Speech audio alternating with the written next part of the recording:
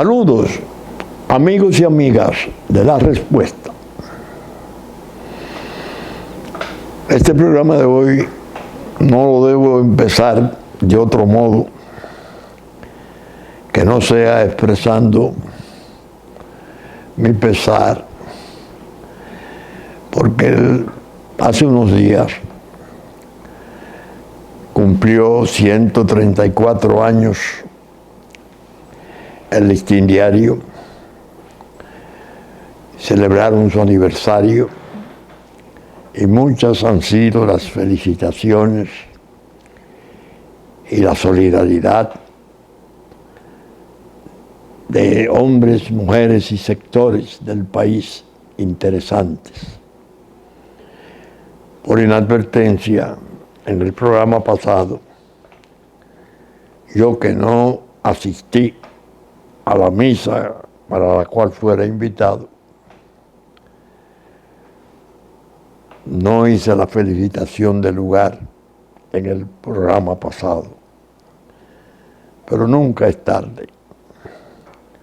Siempre es posible rectificar. Al Listín Diario, a su director Miguel Franjul, a su subdirector Marcos Cabral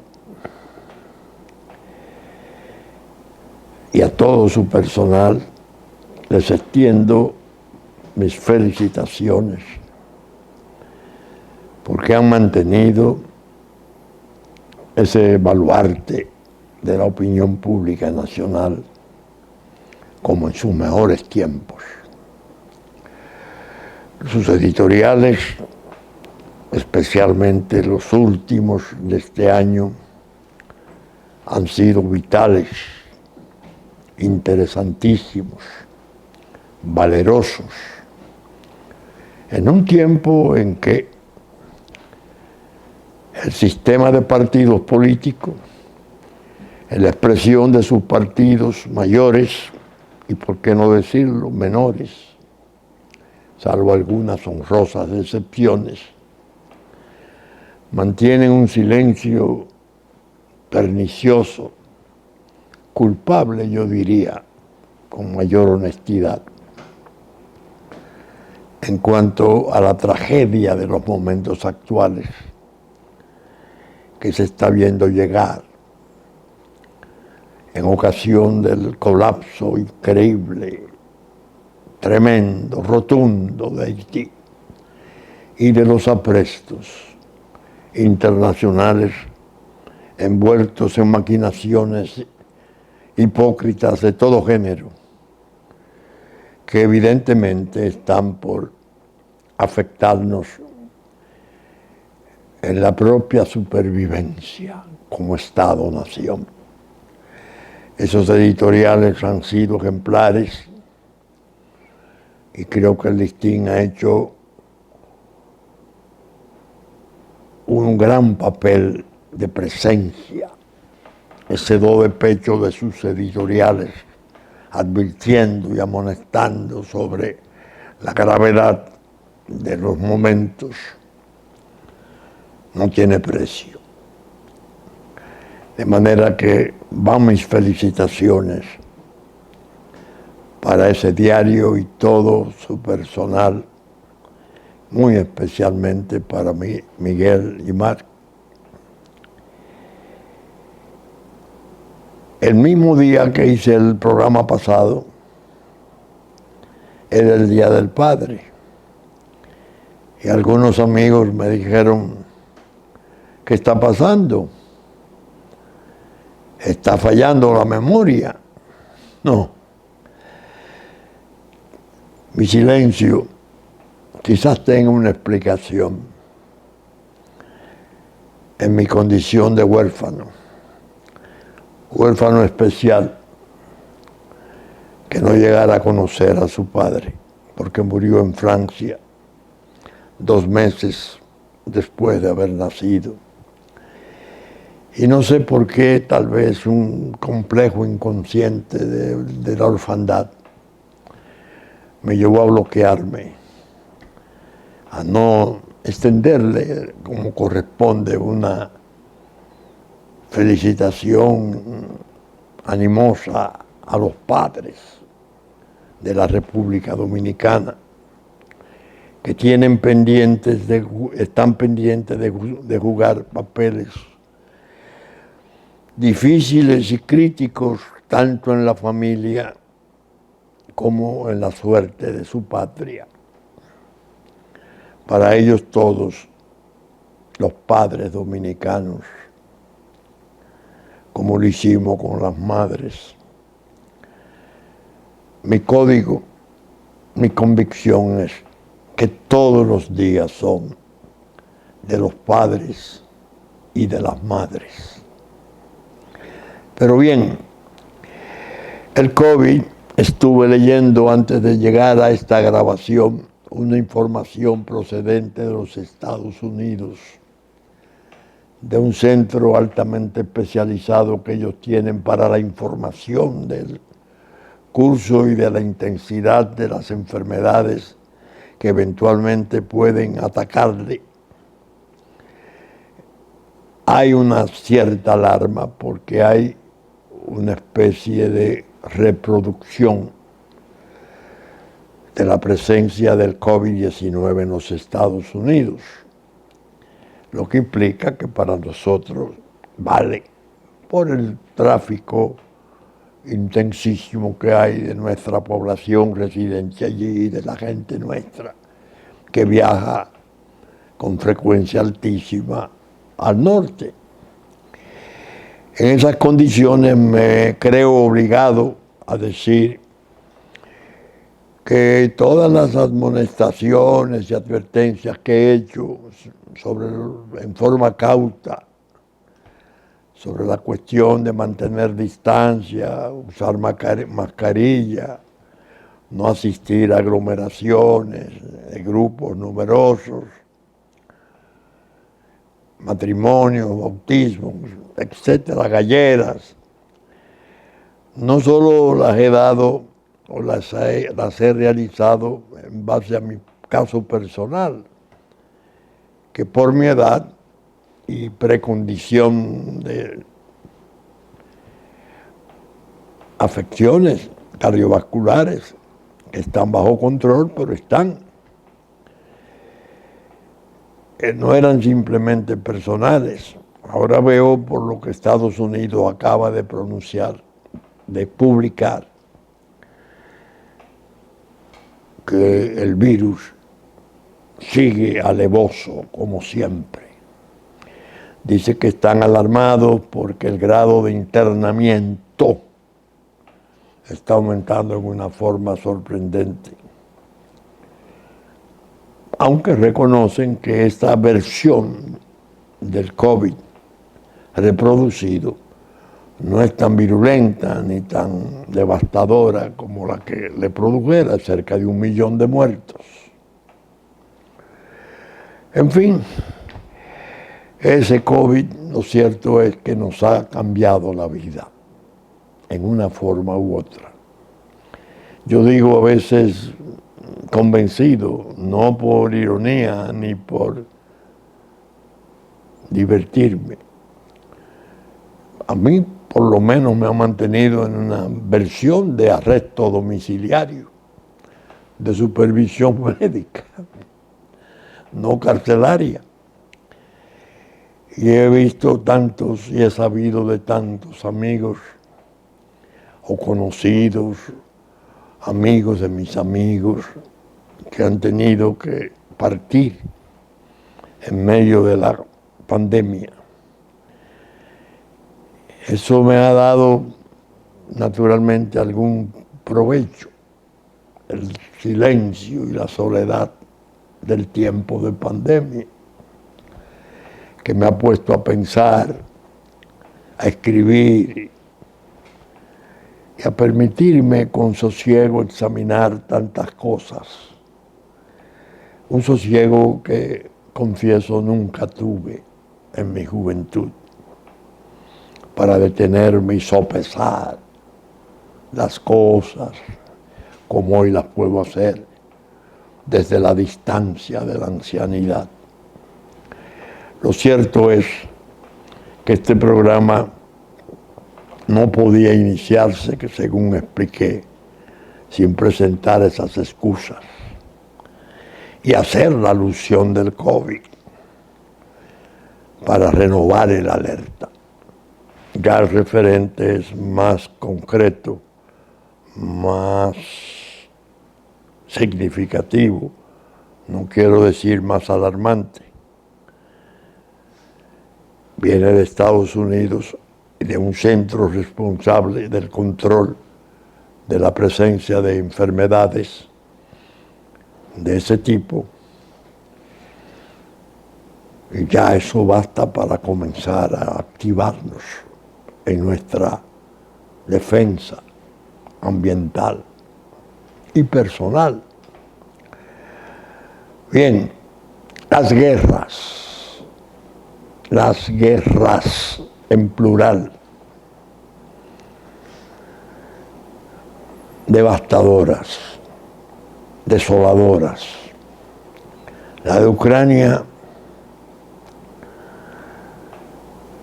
desarrollándose en una forma enigmática, difícil de entender cómo podrán ser sus desenlaces.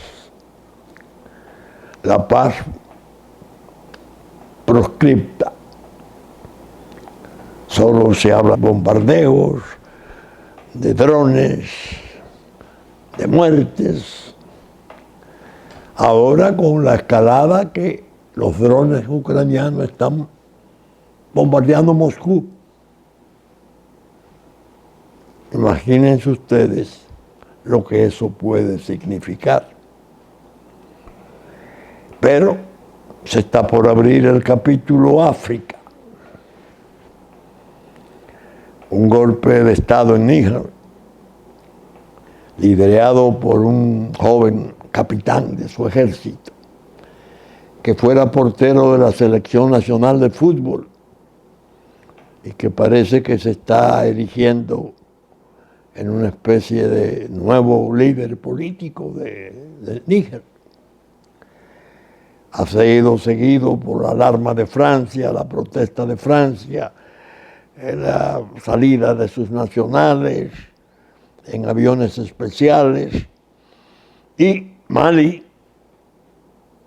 y otro estado, Burkina Faso, declarando que si se produce alguna intervención para revocar el golpe de Estado de Níger, ellos consideran tal cosa como una declaración de guerra. Es decir, África, sobre todo, tiene guerra inmemoriales, tiene Somalia, tiene el Sudán, el sur, el norte, tiene la zona subsahariana, es decir, pero ya una guerra de ejércitos entre estados sería otra cosa, más grave. Es decir, que el ambiente de la guerra en el mundo está de algún modo aventándose, o de muchas maneras, para decirlo con propiedad, aventándose, como un globo de peligros. Nosotros en el Caribe, en el centro mismo del Caribe, ya sabemos por lo que atravesamos. Óigame, el que diga que esta situación de hoy a escala mundial, regional e insular es manejable y previsible, puede resultar indiferente, debe de ir a consulta médica, porque su disociación de esa realidad, que no es espejismo, sino realidad cruenta, dolorosa, de guerra y de disputas entre superpotencias, El que no advierta eso y tienda a alarmarse y a concentrar su mayor atención en eso, está disociado de esa realidad. Esa es una expresión patológica de la salud mental, la disociación de la realidad. Esto me ha permitido, en los silencios y soledades de la pandemia, recordar algunas cosas.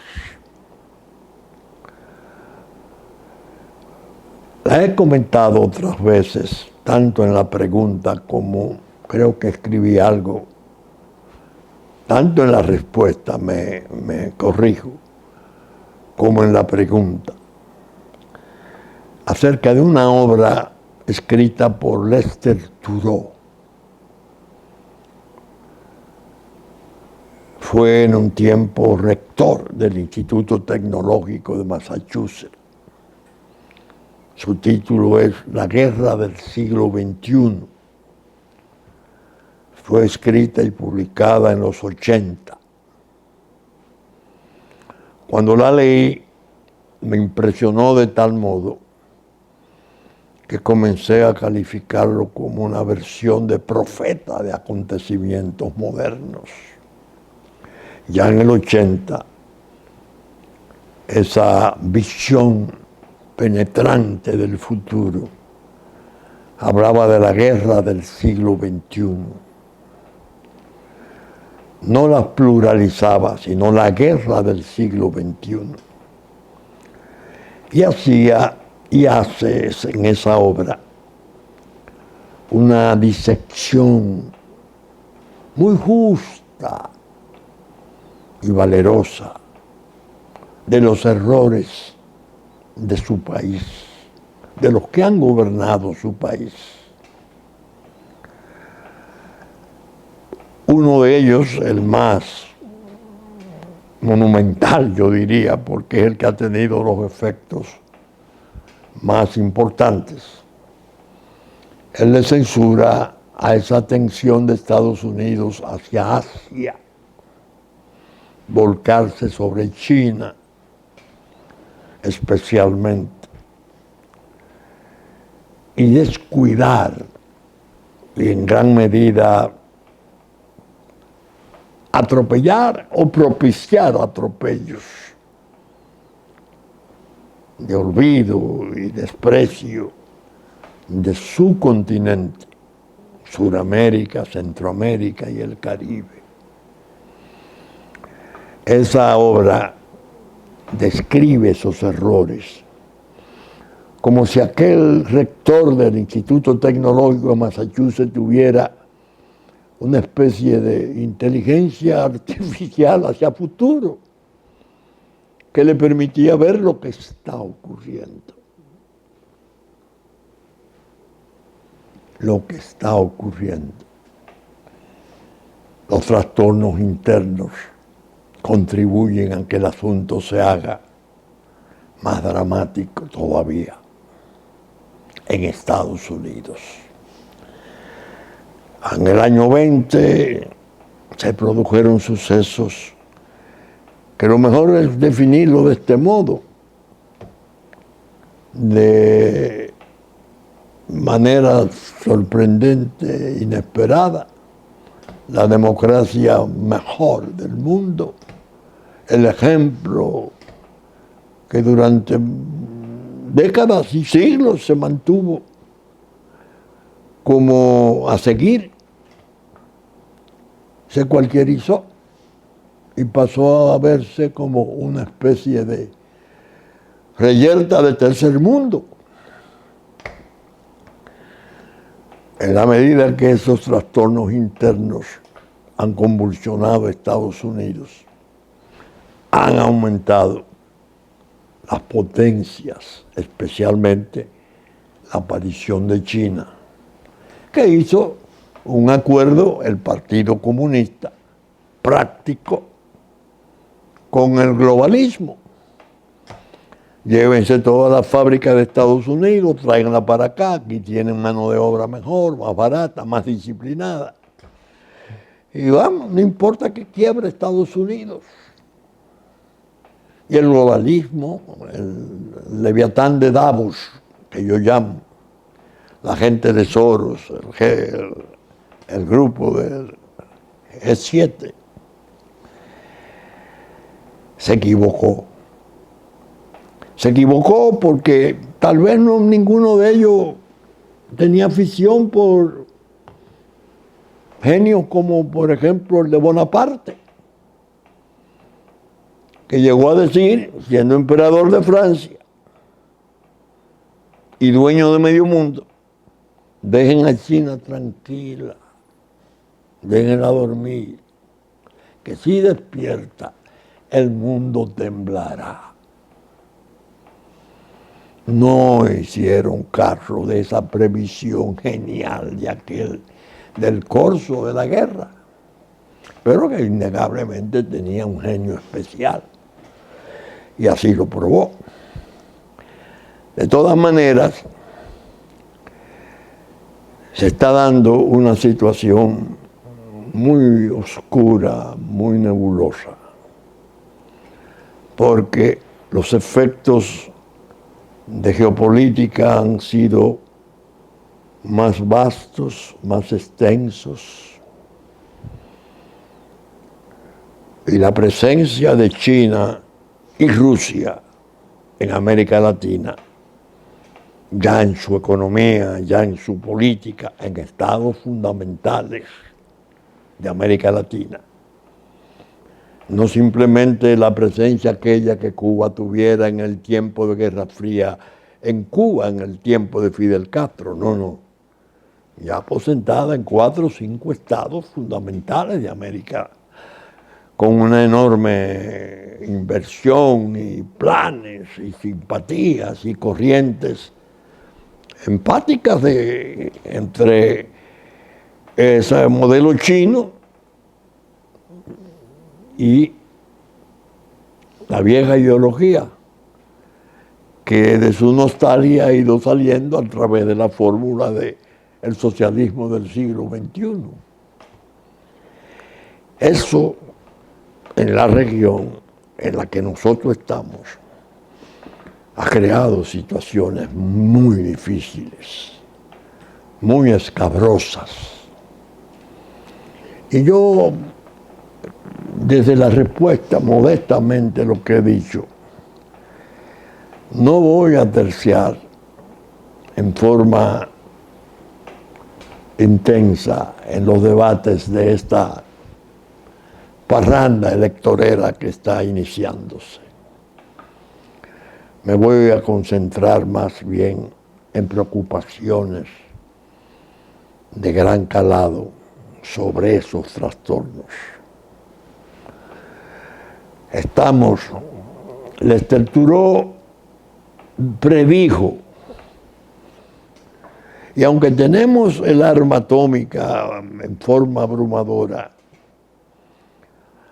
al final tendremos que hacer como los colonizadores del oeste de Estados Unidos, que ponían las diligencias en rueda para defenderse del ataque de los indios. Quería decir, hemos sido tan indiferentes con todo esto de América que cuando despertemos vamos a encontrar una América distinta, un resto de América distinto, ya con presencia e influencia de superpotencias militares y espaciales. Es decir, que este programa a hoy sirve para hacer este exordio y desde luego concentrarme en el discurso nacional, en las preocupaciones esenciales, en los intereses fundamentales de la patria, no en los intereses secundarios y en gran medida despreciables de los sectores políticos y económicos buscando poder. Situarme en la defensa en la medida que pueda hacerla ya mis años de los fueros nacionales.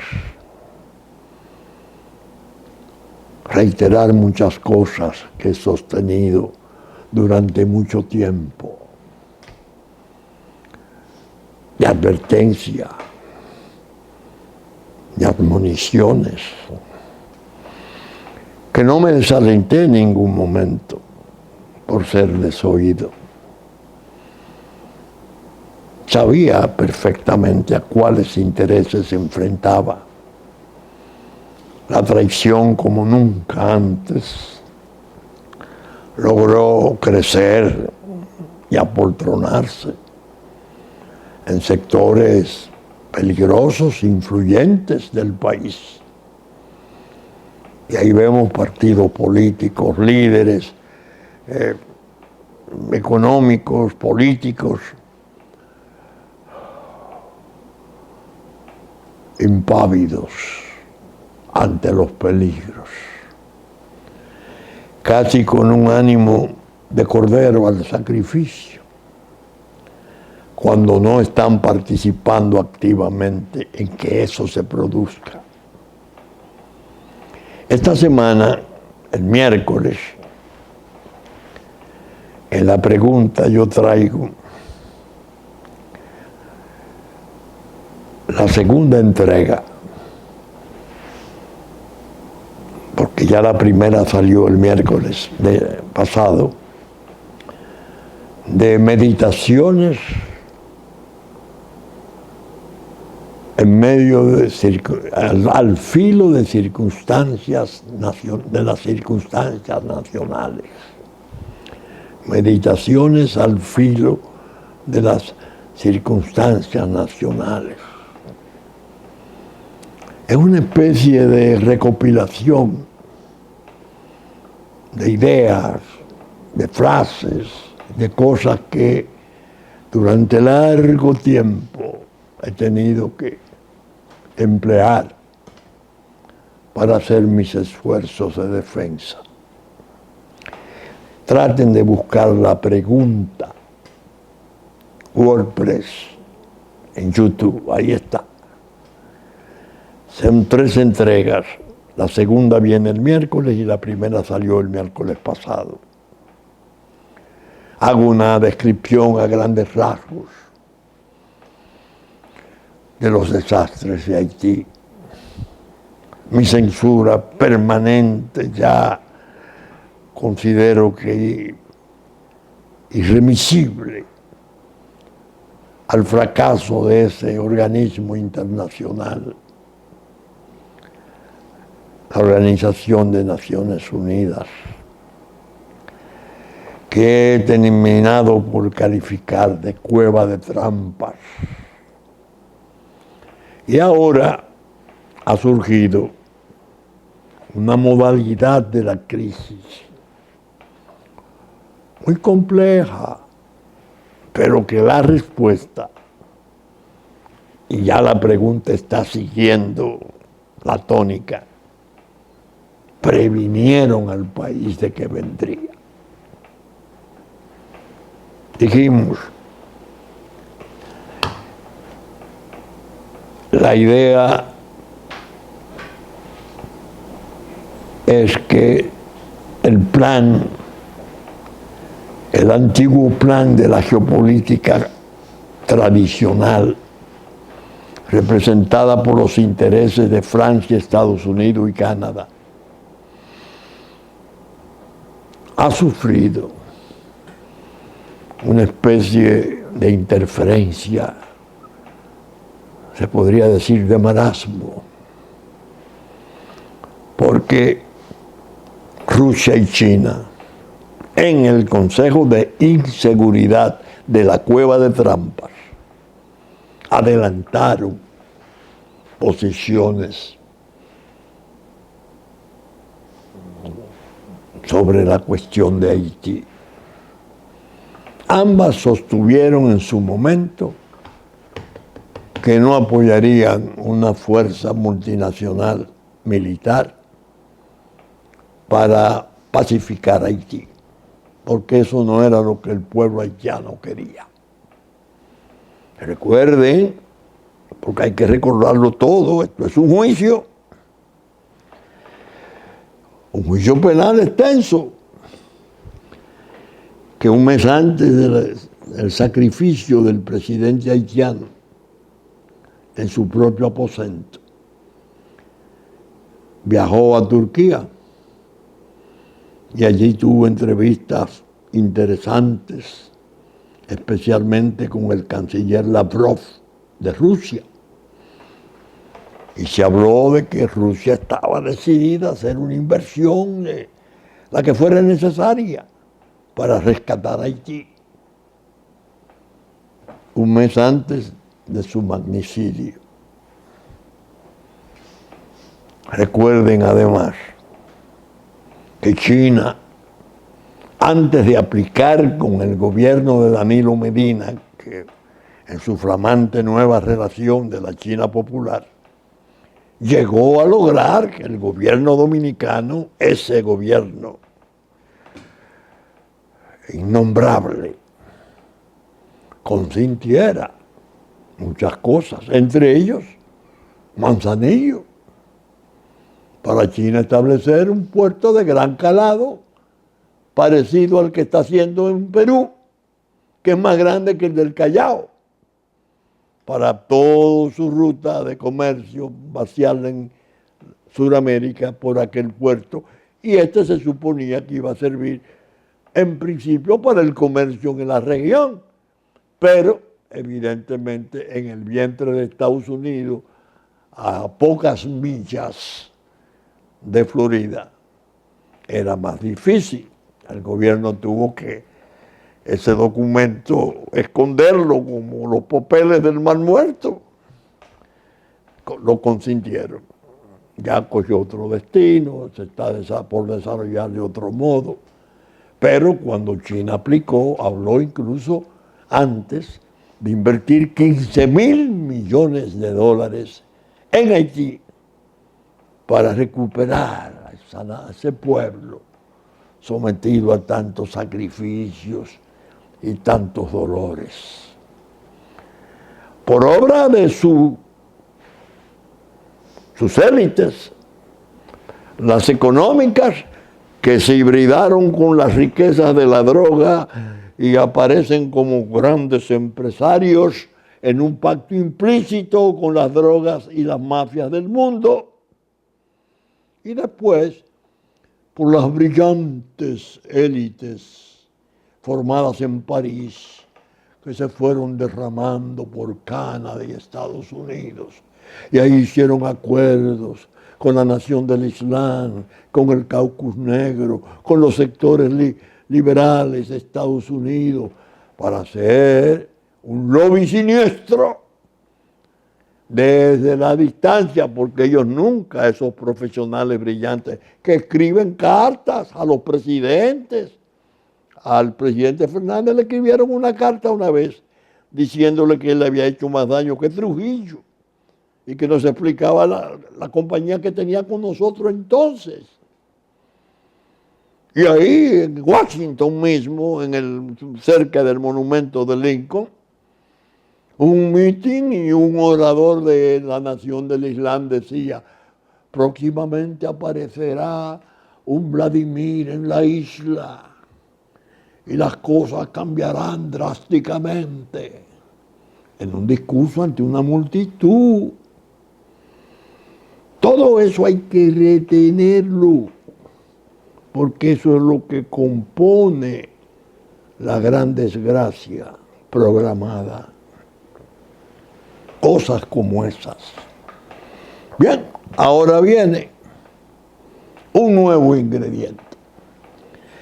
No encontraron apoyo y solidaridad de ninguna, creo que una o dos naciones de América del Sur dijeron vagamente que podrían considerar la posibilidad de enviar tropas, porque el que funge de presidente ahí pedía desesperadamente que ocuparan militarmente para desarmar las pandillas y pacificar a Haití.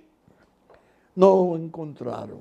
Canadá, recuerden ustedes, mandó un avión grande para supervisar el papel de las pandillas criminales. Estados Unidos mandó unos automóviles para una policía que no existe, porque gran parte de las pandillas está constituida por ex policías y se dice desde siempre que hay un tipo de acuerdo subterráneo entre ellas, porque el papel de las pandillas es aterrorizar a la población para que se derrame primero en forma insidiosa, aparentemente pacífica, pero en la medida que eso crezca, ya insolente, en desafío y reto de toda la integridad de nuestra soberanía. Llevarse de encuentro no la frontera física solamente, sino las fronteras jurídicas de la identidad. Ahora aparece el señor canciller dominicano. Quiere un nuevo plan de regularización. ¡Qué bárbaro! Es decir, denos la oportunidad que Danilo Medina creó con su ley prostituta 169, de acabar de enterrar el sueño del fallo 168 del Tribunal Constitucional. Permítanos hacer la minoría haitiana, residente legal, en condiciones incluso de organizarse y con las falsedades inmensas de la identidad, que se sabe ya hasta dónde ha llegado a millones ya de falsos dominicanos, asumir parte del control político del país, de algunas de sus provincias en principio, y después ser determinante en cuanto a qué se ha de hacer con sus leyes y su constitución. Ese canciller, que es un tipo de agente de la cueva de trampa de ONU, que aspira a un cargo allá, y se quiere erigir como en un amanuense complaciente de eso, sin ningún tipo de decoro y de coraje para defender su país. Pero ¿cuál es la novedad? Permítame utilizar mi otra tableta. Kenia, una nación importante de África. Kenia anuncia en un comunicado que dice esto. Este es la oficina del asunto de la diáspora, paz y seguridad para la estabilidad y prosperidad del mundo. Kenia respalda las personas africano-descendientes alrededor del mundo, incluyendo aquel en el Caribe, y se alinea con la política de la Unión Africana y propio compromiso de panafricanismo, y en este caso reclamar el cruce del Atlántico. Pero qué comunicado. Kenia se preocupó más por Haití que las naciones de América, pero viene con un predicamento que ya indica a qué viene. Viene a proteger a Haití. Sí, cómo no. Pero la protección final de Haití es el programa de sacrificar a la República Dominicana. Porque Haití no tiene las condiciones, habría que hacer una inversión inmensa para, sin suelo, sin agua, sin montañas, sin árboles, poder mantener 10 millones, 9 millones de habitantes. ¿Por qué Kenia? ¿Por qué Kenia? Me llama la atención. Un presidente norteamericano tan brillante como Bill Clinton o Barack Obama es hijo de un keniano, un profesor de Kenia que en Estados Unidos trabajó en el medio académico, es lo que entiendo. Y su madre norteamericana, nacido en Hawái, criado en Indonesia, con una formación, adolescencia hacia el Islam, un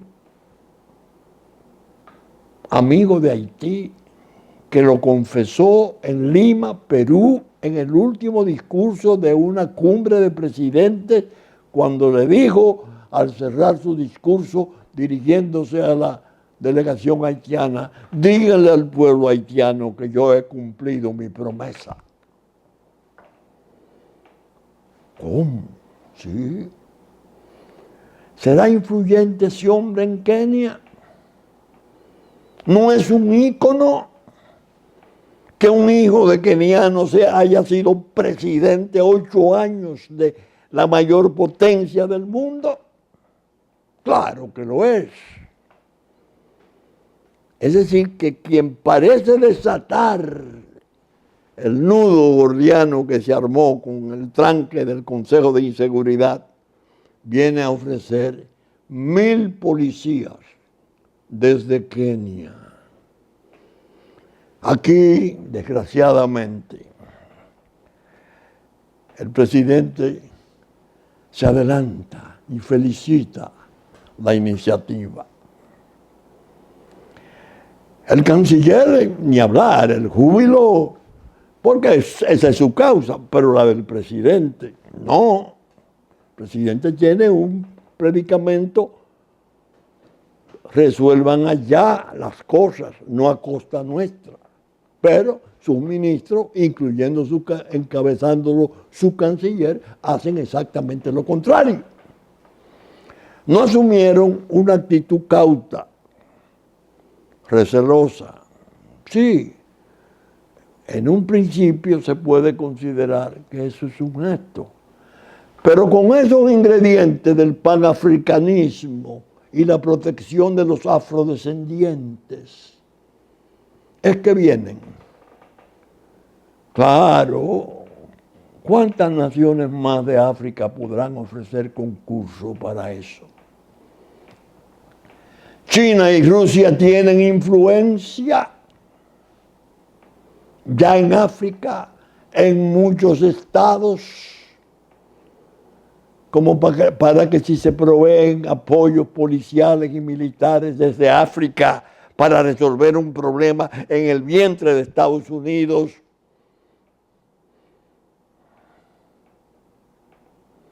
Sí.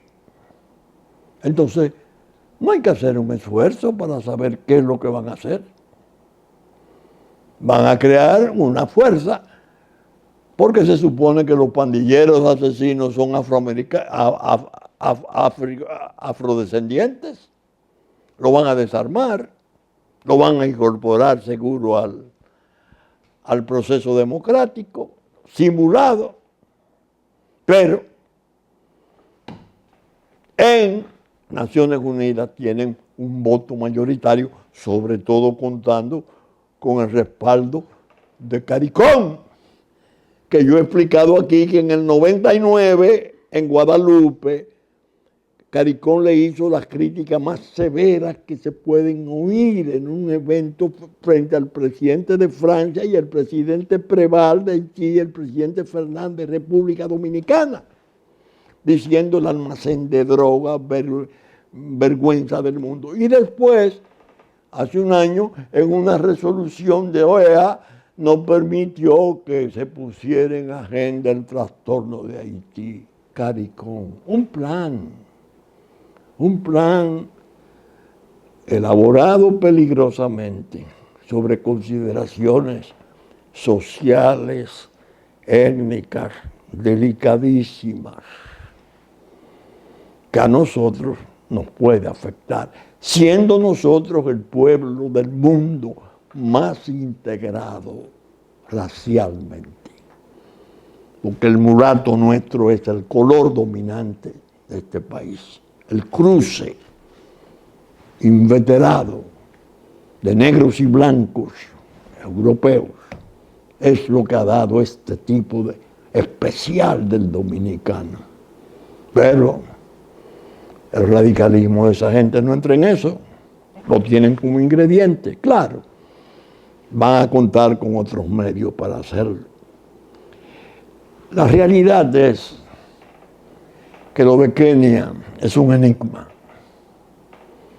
Un enigma. Ella que tiene problemas dentro, porque no crean ustedes, ellos mismos han dicho que esa policía de Kenia tiene una reputación horrible allá, porque hay una serie de disturbios y de actitudes insurreccionales y trastornos institucionales. ¿Qué influencia pudo haber que no fuera la de un hombre de la importancia y la brillantez de Barack Obama? Hijo de keniano. En gran medida su madre patria pasa a ser Kenia. Ahí lo tenemos. Ya Clinton, lo he dicho muchas veces, en 634 páginas de su autobiografía, le dedicó 11 a Haití. Desde que él era, antes de ser presidente, en su luna de miel, su asistencia a un vudú fascinado, como si fuera una especie de arqueólogo, algo así. Y después una dama haitiana muy bella que conoció en Moscú, y cuando él después estaba juramentando pensó en ella y se habría resuelto, ¿no? El mismo Clinton que en su autobiografía confiesa que desconoció a ese ciudadano del mundo, Jimmy Carter, que lo había puesto a presidir una comisión cuando Aristide, a su secretario de Estado, un formidable militar jamaiquino norteamericano, Clayton Powell, al senador Nunn, que dijeron, no repongan a Aristide, no lo repongan. Sabían exactamente que lo que había era una lucha de carteles de drogas. Clayton lo desoyó. Mandó una flota, destructores, lanchas, miles de hombres, a traer a ese presidente de 41 años, elegido democráticamente, que después hubo que llevárselo porque se vio lo que hizo. Se lo llevó entonces el Partido Republicano a Sudáfrica, pero está ahí. Y su movimiento está ahí. El Papa Lebrun está ahí.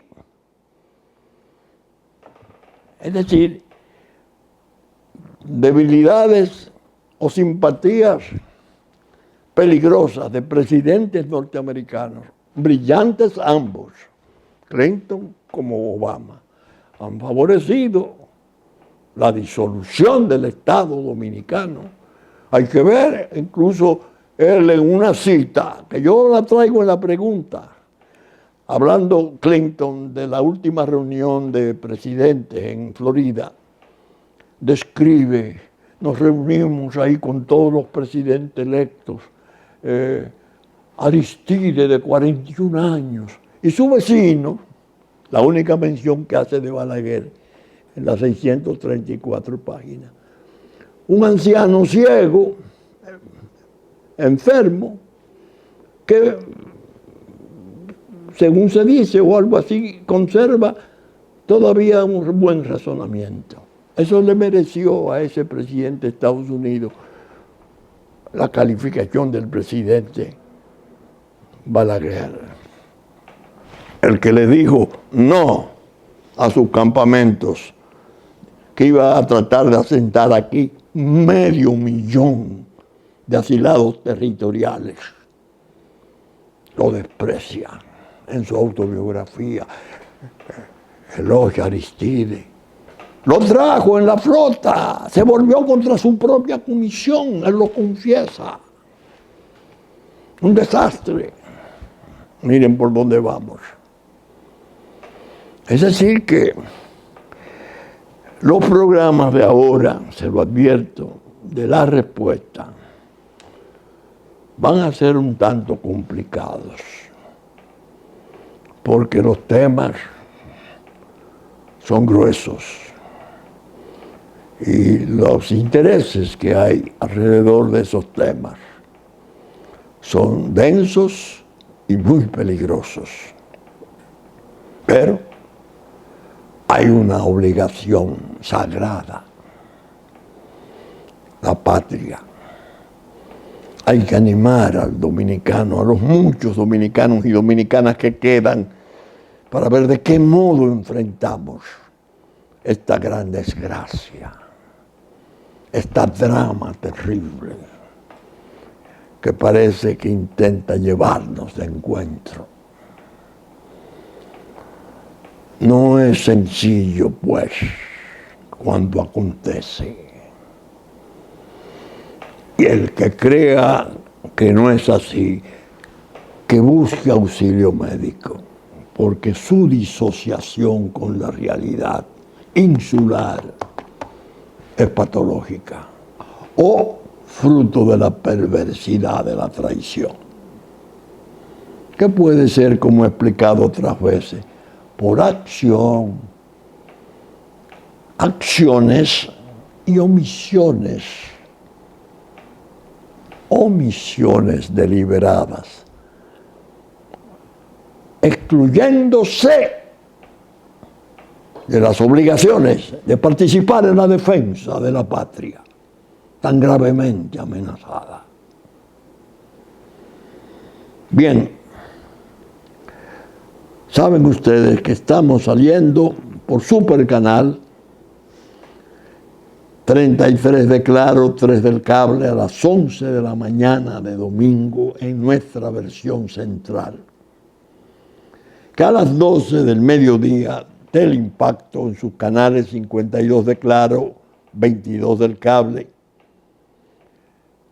A las 12, después de nuestra versión central, como a las 9 de la noche y en la mañana a las 7 de lunes, está reproduciendo nuestros contenidos. Y que estaremos en YouTube, con la gracia de Dios, no solo despidiendo este programa, sino con el ruego de que Dios nos dé vida y salud para seguir desempeñando el humilde papel que he asumido, pero que nos corresponde a todos. Dios ha de querer. Muchas gracias y hasta el próximo fin de semana, si Dios quiere.